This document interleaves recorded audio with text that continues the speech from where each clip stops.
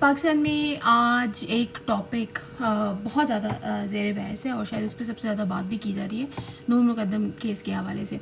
नूर Muqaddam case के हवाले से जो जाहिद जाफ़र है उसको 2021 में यानी जाहिद जाफ़र के घर में नूर मुकद्दम 27 साल नूर मुकद्दम जो है उसको मुर्दा पाया गया था और फिर 2023 में इस्लामाबाद हाई कोर्ट और फिर मई 2025 में सुप्रीम कोर्ट के 3 रुकनी बेंच ने भी जो उसको सज़ाए मौत हुई थी उसको बरकरार रखा। आज एक बहुत अजीबो गरीब जो है बात सामने आई, वो ये था कि इसी जो वर्डिक्ट थी सुप्रीम कोर्ट की उसमें एक इजाफी नोट था और वो इजाफी नोट जो है वो जस्टिस अली बाकर नजवी हैं जो अब हमारे कॉन्स्टिट्यूशनल कोर्ट में भी एज एन जज अपॉइंट हुए हैं।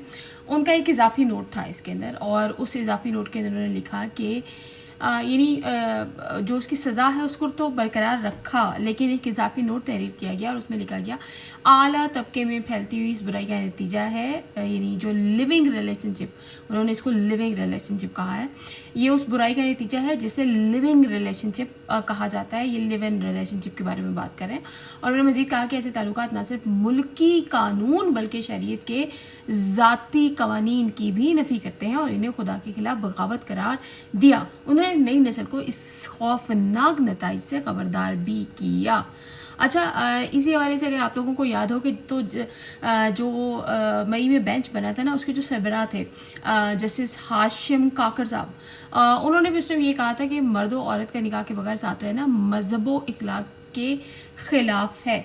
अब हम थोड़ा सा इस हवाले से ये बात कर रहे थे कि जब नूर मुकद्दम का मर्डर हुआ था और जिस ब्रुटैलिटी से उसका मर्डर किया गया था तो ये शायद सोशल मीडिया की पावर थी जिसके ज़रिए से अदालतें मजबूर हुई कि जाहिद जाफ़र जो है उसको सख्त से सख्त सज़ा दी जाए। और आई स्टिल बिलीव कि यानी हमारे जजेस का जो माइंडसेट है वो आज भी हम देख रहे हैं और ये इतना मजहबी किस्म का माइंडसेट है कि यहाँ विक्टिम ब्लेमिंग जो है उसको बवांगे दहल किया जा रहा है और आप उसका सारा मुद्दा जो है आज भी औरत पर डालेंगे। बेनज़ीर शाह साहिबा ने इस हवाले से ट्वीट किया था और उन्होंने कहा था कि एक ऐसा केस में जहाँ एक औरत को बेईमाना तरीके से कत्ल किया गया है, ताल्लुकात को मुर्दे इल्ज़ाम ठहराना एक ख़तरनाक जहनीत की अक्कासी करता है। ख़वातीन को फ़ैसला दरकार है, जो है फ़ैसले नहीं। ये एक अनफॉर्चुनेट रियलिटी है। इस हवाले से अगर हम सोशल मीडिया पर भी देखें तो सोशल मीडिया पर भी बहुत ज़्यादा जो है इस हवाले से क्रिटिसिज्म इस इजाफी नोट की सूरत में जो है वो सामने नज़र आ रहा है। अगर हम थोड़ी सी बात करें, ये जो 16 डेज़ ऑफ एक्टिविज़म चल रहा है, पाकिस्तान का निज़ाम इस कदर खौफनाक निज़ाम है। मैं बार बार इस पर मैंने कल भी वीडियो बनाई थी, उसमें बात की थी कि जो कन्वेंशन रेट है या सज़ाओं का रेट है ना वो 1.3% है, जस्ट 1.3%। इवन आप इस्लामाबाद में भी अगर केसेस को देख लें तो इस्लामाबाद में भी कन्वेंशन रेट आपको नज़र ही नहीं आता। वो ख़वातीन की गैरत के नाम पर कत्ल हो, सेक्सुअल हैरेसमेंट हो, उनका जो है वो रेप हो, एनीथिंग लाइक दैट, तो वहाँ आपको कन्वेंशन रेट पाकिस्तान में नज़र नहीं आएगा। इसी तरह पाकिस्तान में रेप के जो मुकदमात हैं उनमें जो सज़ा की शरह है वो 0.5% है। अंदाज़ा लगाइए कि 0.5%। 2024 में जो SSDO की रिपोर्ट है उसके मुताबिक 32,000 से ज़ायद सिनफी तशद्दुद के केस रिपोर्ट हुए, मगर सज़ा की जो शरह है जिस पे मैं अभी बार बार बात करी थी कि वो 1% है।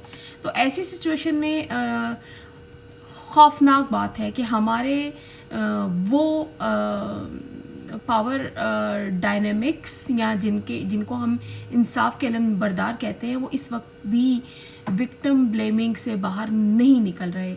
वो आज भी ये बताना चाहते हैं कि ओके हमने फ़ैसला तो कर दिया है लेकिन इफ़्स एंड बट्स मौजूद हैं और उन इफ़्स एंड बट्स पे जो है वो आज इजाफी नोट हमारे सामने आ गया। ज़ोया अनवर ने बड़ी ज़बरदस्त बात की है कि अगर लिव इन रिलेशनशिप और दीन से दूरी ही इस केस की असल वजह है तो वो बेशुमार कानूनी निकाह याफ्ता ख़वातीन के ज़ुमरे में आती हैं जिन पर उनके बहुत ही कानूनी शौहर तशद्दुद करते हैं। आप इस बात का अंदाज़ा लगाएं कि जब हम ये बात करते हैं तो इस टॉपिक पे बात करते हुए इन सब लोगों की जो है ना ज़ुबानें जलती हैं, पर जलते हैं या पता नहीं क्या होता है। اور انہوں نے لکھا تھا کہ آئے روز شوہر نے بیوی کو قتل کر دیا، سر قلم کر دیا. عدالتوں میں ہم دیکھتے ہیں کہ جب خلا کے کیسز دائر کیے جاتے ہیں تو وہاں پر بھی خواتین کو اپنی پراپرٹی ڈکلیئر کرتے ہوئے بے دردی سے قتل کر دیا جاتا ہے. پاکستان کے اندر ہم یونائٹڈ نیشنز کی رپورٹس بھی دیکھ لیں تو سب سے زیادہ جو خواتین کے لیے ان سیف اسپیس ہے وہ ان کا گھر ہوتا ہے. وہ گھر جس کو ہم شیلٹر سمجھتے ہیں، اس گھر میں سب سے زیادہ عورت پر تشدد کیا جاتا ہے. عورت کی سیفٹی سب سے زیادہ کوشچنیبل ان کے گھروں میں، ان کے اپنوں میں ہوتی ہے. اور ابھی کل یونائٹڈ نیشن نے بھی اس حوالے سے ایک رپورٹ پبلش کی تھی. اقوام متحدہ ابھی جس رپورٹ کا میں حوالہ دے رہی ہوں ان کا کہنا یہ ہے کہ 50,000 خواتین کو ان کے شریک حیات یا خاندان والوں نے قتل کیا، یعنی ہر 10 منٹ میں ایک عورت قتل ہوتی ہے. اگر یونائٹڈ نیشن پوری دنیا کے حوالے سے آپ کو یہ ڈیٹا دے رہا ہے، ہم پاکستان میں کنونشن ریٹس کی بات کرتے ہیں، ہم پاکستان میں تشدد کی بات کرتے ہیں، پاکستان میں قتل کی بات کرتے ہیں، غیرت کے نام پر قتل کی بات کرتے ہیں. غیرت کے نام پر کون قتل کرتا ہے؟ باپ کرتا ہے، بھائی کرتا ہے، شوہر کرتا ہے، بیٹا کرتا ہے. تو یہ کون لوگ ہیں جو بہت قریبی ہوتے ہیں آپ کے؟ آپ نے اتنی پاور دے دیا لوگوں کو، لیکن جب کوئی اتنی بروٹیلٹی کے ساتھ کسی کا مرڈر کر دیا جاتا ہے تو پھر ہم ifs اینڈ بٹس پہ ضرور آ جاتے ہیں. پھر ہم جو وکٹم ہے اس کی کریکٹر اسیسینیشن کرنا اور بڑی بڑی پوسٹوں پہ بیٹھ کر کریکٹر اسیسینیشن کرنا اپنا رائٹ سمجھتے ہیں. یہ پاکستان کی ایک انفارچونیٹ ریالٹی اور آئی ڈونٹ نو اس میں بہتری آئے گی بھی یا نہیں آئے گی.